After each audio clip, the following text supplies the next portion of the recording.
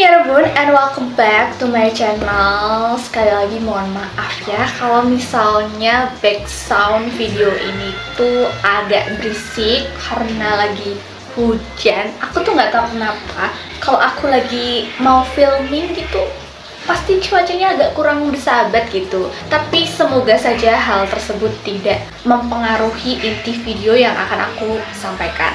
Jadi di video kali ini aku excited banget karena setelah aku membahas A Midsummer's Equation karya Keigo Higashino, akhirnya aku berkesempatan lagi untuk review bahas buku terbaru beliau yang berjudul, ini dia, Tragedi Pedang Keadilan.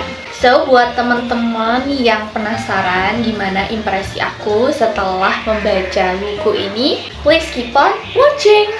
Tragedi Pedang Keadilan menceritakan tentang seorang gadis remaja bernama Emma yang menjadi korban penculikan dan juga pelecehan seksual setelah dia dan juga kawan-kawannya ini pergi melihat pesta kembang api.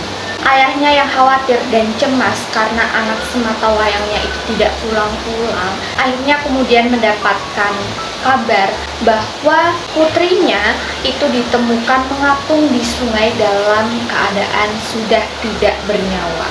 Hal tersebut tentu saja meninggalkan kesedihan dan juga kehilangan yang sangat mendalam bagi ayah korban, karena Emma ini merupakan anak sematawayang dan satu-satunya harta yang masih dia punya karena istrinya sudah meninggal.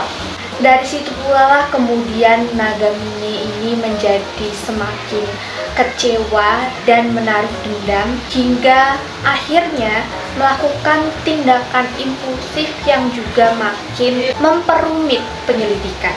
Trigger warning untuk teman-teman yang pengen baca buku ini karena di dalamnya itu mengangkat isu tentang pelecehan seksual dan juga kekerasan, banyak sekali menyertakan tindakan-tindakan yang tidak berperi kemanusiaan, dan hal tersebut juga digambarkan dengan narasi yang sangat grafis. Bahkan aku sendiri ketika baca tuh merasa miris dan ngilu sendiri karena sejauh aku baca novel Keigo Higashino, ini adalah buku terbrutal sih menurut aku. Jadi sepertinya buku ini kurang cocok dibaca oleh teman-teman yang masih remaja.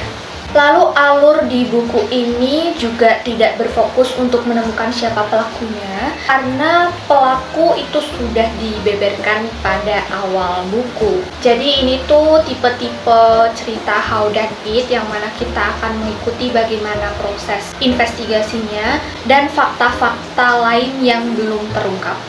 Tapi meski begitu tetap tidak mengurangi keseruan dalam ceritanya karena di sini banyak aspek-aspek menarik yang diangkat selain isu pelecehan seksual dan juga kekerasan. Di dalamnya juga mengangkat tentang toxic friendship, kemudian hubungan orang tua dan anak, lebih khususnya lagi bagaimana naluri orang tua untuk melindungi anak-anaknya. Kemudian yang paling menarik menurut aku di sini juga dibalut dengan bisa dibilang kritik tentang sistem hukum anak.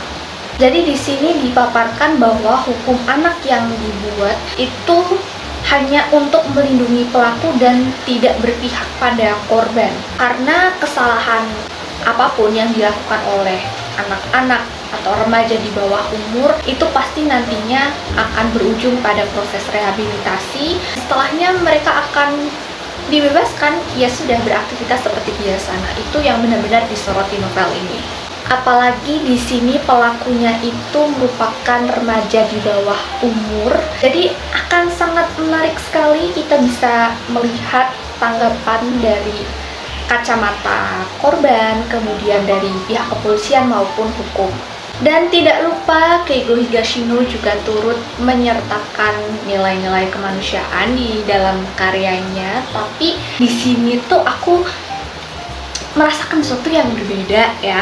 Jarang-jarang aku dibikin kesel banget sama karakter-karakter dari novel Keigo Higashino. Tapi di sini tuh aku kayak punya karakter-karakter yang bener-bener itu bikin aku emosi dan gregetan gitu loh guys. Apakah teman-teman yang sudah membaca novel ini juga merasakan hal yang sama? Aku tidak akan menyebutkan tokohnya siapa karena takut spoiler, cuma itu dia tadi. Aku bener-bener baru kali ini di novel Keigo Higashino menemukan karakter yang rasanya pengen aku pipes.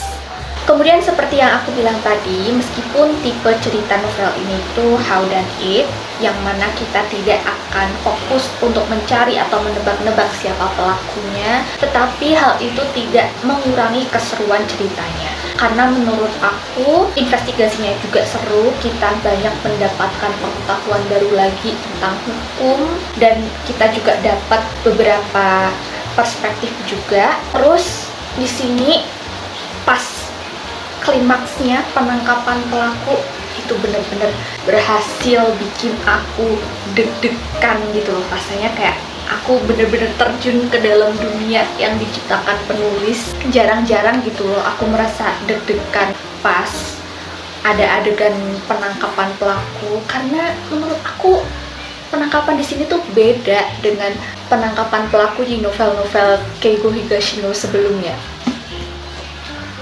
You did a good job. Oh ya, aku hampir kelupaan untuk menyampaikan poin ini. Jadi buat teman-teman yang berharap di sini itu ada plot twist yang berlapis seperti novel-novel Keigo Higashino lainnya, teman-teman mungkin akan kecewa karena di dalam novel ini itu tidak ada plot twist. Oke, sekarang kita akan masuk untuk bahas poin-poin kekurangannya. Pertama, I'm not a big fan of the cover. Kayak it's too big aja. Padahal aku tuh suka banget sama cover yang A Midsummer's Equation itu. Menurut aku itu covernya bagus. Tapi entah kenapa yang ini kayak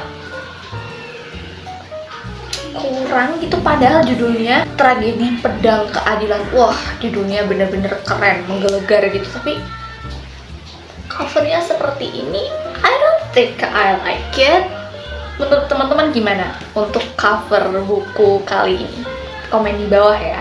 Kemudian kekurangan berikutnya adalah tidak ada footnote yang menjelaskan istilah-istilah asing di novel ini. Karena biasanya novel-novel Keigo Higashino itu kalau misal ada istilah-istilah asing, terutama istilah-istilah Jepang, itu pasti ada footnote penjelasannya. Tapi di novel ini tuh nggak ada, jadi agak lumayan bikin kikuk ketika kita baca dan menjumpai istilah-istilah asing itu.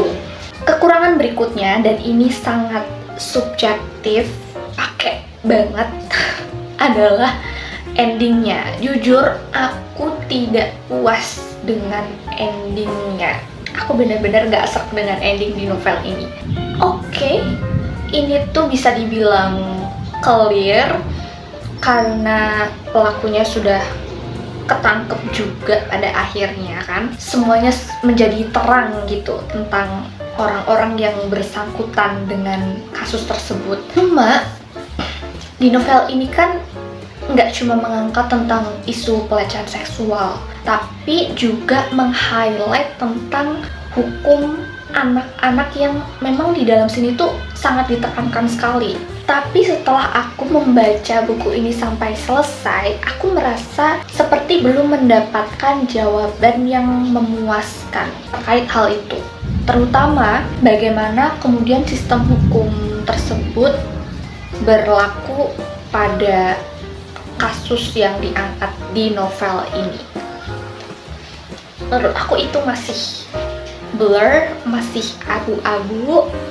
So ya, makanya aku kurang serak aja sih. Soalnya rasa penasaran, rasa gregetan, rasa deg-degan yang aku dapatkan, yang sudah terpupuk selama aku membaca novel ini dari awal, tapi tidak sebanding dengan endingnya yang cuma kayak itu gitu loh endingnya. I don't know, menurut teman-teman gimana? Jadi dari beberapa poin review yang aku sampaikan tadi, untuk novel Tragedi Pedang Keadilan Keigo Higashino ini aku kasih rate 4 dari 5 bintang. Buat teman-teman yang sudah baca novel ini, gimana pendapatnya? Bisa komen di kolom komen bawah. And I think that's all for today's video. Makasih buat teman-teman yang sudah nonton video ini sampai habis. Semoga bermanfaat dan bisa menambah referensi bacaan teman-teman. Kalau teman-teman suka video seperti ini, jangan lupa untuk klik like-nya. Subscribe buat yang belum subscribe, nyalain lonceng notifikasinya supaya teman-teman gak ketinggalan video baru dari aku. Dan kalau teman-teman punya request, feel free untuk komen aja di kolom komen bawah. And I'll see you guys on my next video. Annyeong!